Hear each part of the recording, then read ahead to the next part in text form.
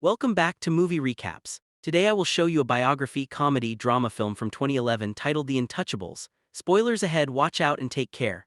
One late night in Paris, Driss is driving his employer Philippe through the city. When waiting in traffic gets too boring, Driss breaks the speed limit and begins driving quite fast, dodging other cars and not caring about traffic signs. This causes the police to go after him, and Driss bets €100 that he can lose them. But after driving under a bridge, the cops catch up by ambushing them from both sides. Driss doesn't look too worried though, and this time he bets €200 that he can get them an escort. The cops make him leave the car and he starts acting then, behaving offendedly and telling them Philippe can't move and he was taking him to the hospital. The officers find proof of this when they find the wheelchair in the truck, and when approaching Philippe they see him convulsing, which is also an act. Seeing as it's an emergency, the cops forgive Driss for breaking the speed limit and offer themselves as escorts on his way to the hospital. To celebrate winning the bet, Driss plays September by Earth, Wind and Fire, and when they arrive at their destination he shares a smoke with Philippe as soon as the cops are gone. Driss promises he'll handle it and drives them away just before the hospital staff could find them. This friendship began many months ago. Philippe and his assistant Magali are holding interviews to find a new caretaker for him, but it isn't going too well because all applicants have very standard or awkward answers to their interview questions. But they're suddenly surprised when Driss storms in, ignoring the fact it isn't his turn quite yet because he only wants some papers to be signed saying they won't hire him so he can get the unemployment benefits. He's blunt and a little rude, even hitting on Magali, but Philippe finds him amusing and asks him to come back the next day for his signed papers. Driss goes back to his home in a humble neighborhood and tries to take a bath while all his little siblings bother him, only managing to get it done in time thanks to his sister Mina, who is a bit older than the others and more responsible. While waiting for their mom to arrive, he looks through the window and notices his brother Adama getting out of a suspicious car. When the boy enters the apartment, he just says he was at school and leaves again after grabbing his bag, causing Driss to be even more sure that he's up to something. In the evening his mom arrives, and he gifts him a Fabergé egg he stole and tells her he's been away on vacation when she asks. She isn't happy to see him though because he disappeared for 6 months and never called. And now he's shown up out of nowhere as if her home was a hotel. As she's absolutely done with all his lies and she has other children she has to take care of, she kicks him out and tells him not to come back. Driss spends the night having a smoke and some snacks with some neighborhood friends. The next day, Driss goes back to Philippe's house for his papers, and he's received by the housekeeper, Yvonne, who shows him around the place and tells him about Philippe's daily routine. She also shows him the room he would get for himself with his very own bathroom. Driss can't help staring at the bathtub before he's dragged to see Philippe, who offers the signed sheet of paper but also a job opportunity. Driss accepts the 1-month trial and Philippe tells him he bets he won't last 2 weeks. After bringing his things to his room, Driss is taught how to take care of Philippe. He must learn how to keep his legs stimulated, how to put him in the wheelchair, how to help him shower and change his clothes. Things get awkward when Driss discovers he must put on him some high stockings and even clean his butt after Philippe uses the bathroom, but no matter how much he complains and says he won't do those chores, he ends up accepting them as part of his job. Later in the evening, while he's enjoying a snack on the roof, he's interrupted by Philippe's daughter Alyssa and her boyfriend Bastien, who are looking for a private place to make out, and he kicks them both out after refusing to share his beer. Driss quickly gets used to the daily routine with Philippe, even if at first he does make some mistakes he learns from, like handing the phone to Philippe instead of putting it on his ear or forgetting the baby monitor while having a bath. He also learns to organize his mail in different folders, most of the letters he opens for Philippe, but there's a series of private ones he isn't allowed to look at. When he finds a flyer promoting female escorts, he decides to start a file just for those instead of throwing them in the trash as Philippe says. It's not all work in this new life though. Driss still makes sure to have a good time. He keeps trying to hit on Magali to no avail, and sometimes calls escorts to join him in bed. One morning after Yvonne comes to his room to scold him for being late, she finds some dangerous weapons in his bag but she doesn't comment on them yet. Driss' work today is to drive Philippe around, but he refuses to put him in the back of a van as if he was cargo, so instead, he takes him on one of the fancy cars that don't see much use. Philippe, who first thinks this isn't suitable and says they should be pragmatic, is soon getting excited at the idea of a faster, less boring ride, although Yvonne still disapproves. When they try to leave the building, there's a neighbor parked at their entrance, ignoring the sign on the door that says it's forbidden. Driss wastes no time and goes after the guy, grabbing him by the front of his shirt and threatening him until he moves the car. Philippe is impressed by his actions, but Yvonne once again disapproves. The pair goes to a museum where Philippe is planning to buy a piece of artwork that Driss considers not worth the money because it's just a red blotch on the canvas. Afterward, Philippe meets with a relative of his, who tells him everyone is worried about Driss since he can be violent. He's also discovered he has a criminal record, but Philippe doesn't care. He appreciates Driss because he doesn't pity him and doesn't mind joking around with him. After another failed attempt at hitting on Magali, Driss has dinner with Yvonne in the kitchen while listening to Philippe dictate a letter to Magali. Claiming it's a private conversation, Yvonne turns off the baby monitor and proceeds to explain what's going on. Philippe is pen pals with a woman called Eleanor. Those are the letters he didn't let Driss open.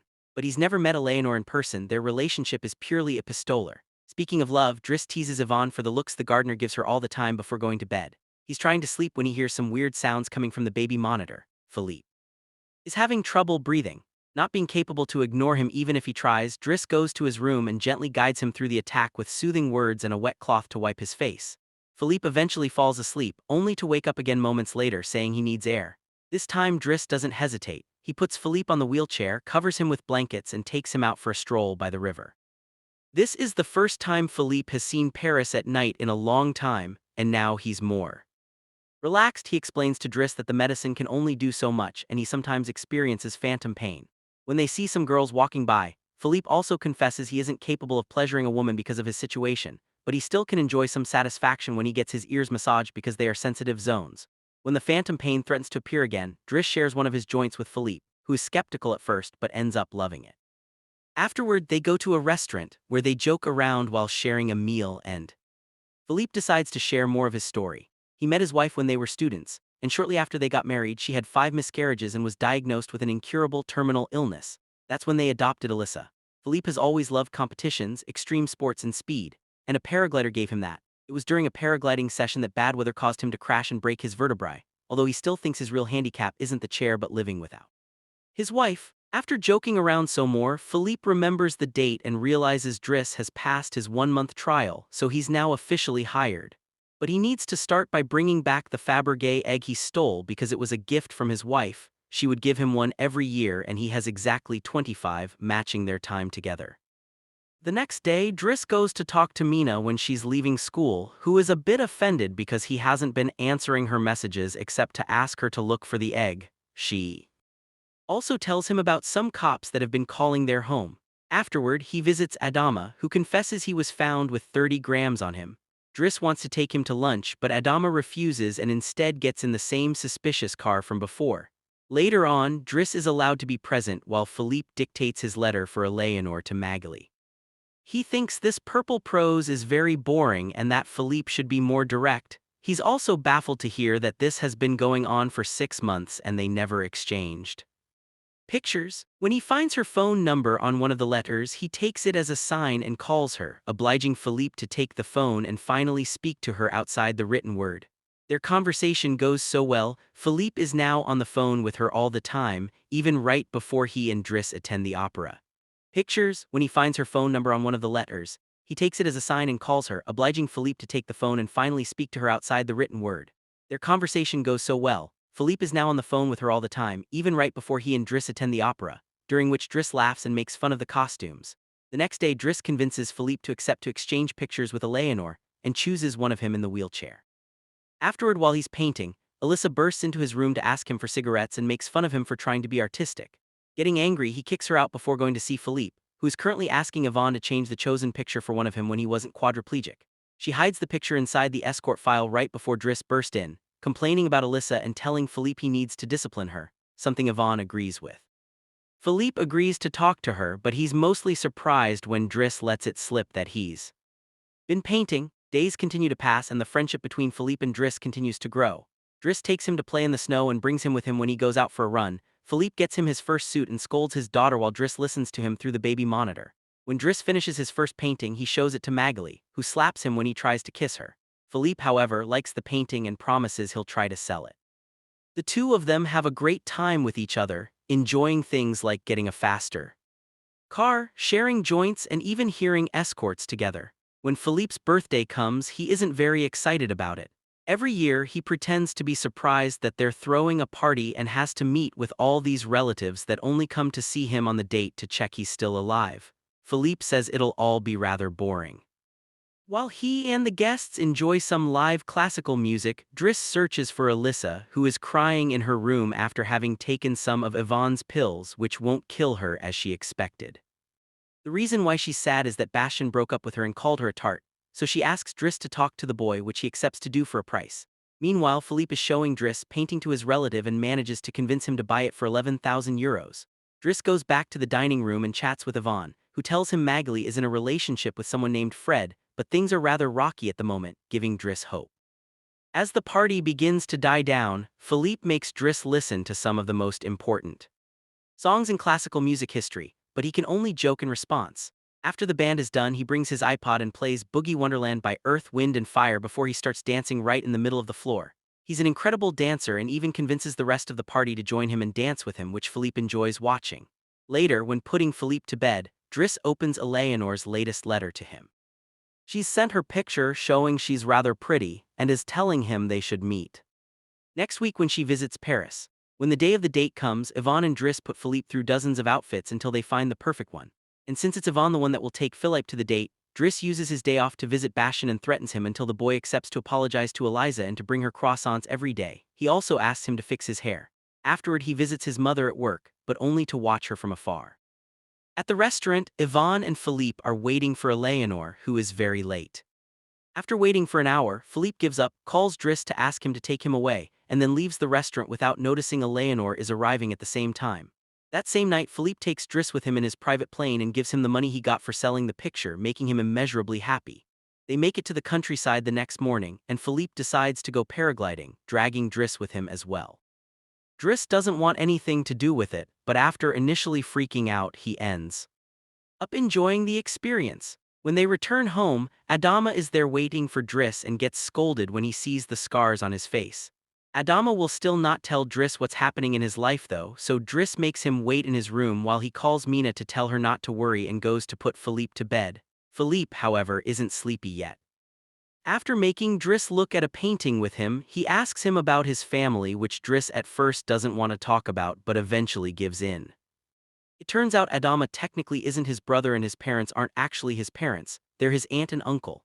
They fetched him from Senegal when he was 8 because they couldn't have kids, and his real name is Bakary Bassari, but because other kids had that name they called him Idris and that became Driss. One day his aunt miraculously was able to conceive, and after his uncle died there were other men and more kids as well. In the same way Driss had talked to him about Alyssa, Philippe points out that Adama needs discipline, so he fires Driss so he can be there with his family because he can't spend his whole life taking care of an old man. The next morning, after Bastian has brought his daily croissant while wearing a better hairdo, Driss packs his bags and gets ready to go. Magali comes to say her goodbyes, and when Driss tries to hit on her one last time, Magali introduces him to his significant other Fred, which is short for Frédéric. Turns out Magali isn't interested in men, and Driss gives up on the spot.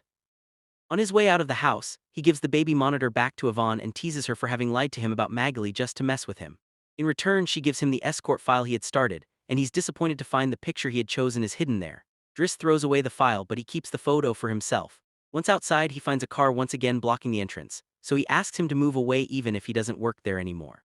When Adama calls him out for it, Driss says is a matter of principle. Few hours later, the two brothers go pick up their mother at the station. While back at the house, Philippe is having his first dinner together with his new caretaker, who is stuffy and boring, and Philippe decides to leave him without even having a bite. Since Yvonne is out on a date with the gardener, nobody is there to scold him for it. As days pass, Driss goes back to his old life. He hangs out with his old friends again and tells the guys from the suspicious car not to bother Adama anymore. When he goes to an interview he doesn't have enough experience for, he manages to win over the employer by calling himself pragmatic and using all the art knowledge he acquired while working for Philippe. This lands him a job as a driver. Philippe continues to dislike his new caretaker and is in a constant bad mood.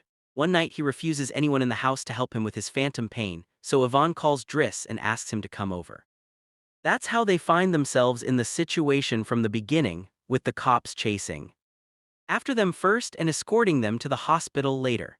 After that little adventure, Driss drives Philippe to the coast, and the sight of the sea helps Philippe calm down. Sometime later, Driss takes care of Philippe's overgrown beard before taking him to a restaurant for lunch, but he doesn't stay because someone else will be making Philippe company today. Driss wishes him luck and finally gives him back his egg before leaving, and Philippe starts worrying about being alone until he sees who his date is, Eleanor, who is delighted to see him and doesn't mind the chair at all.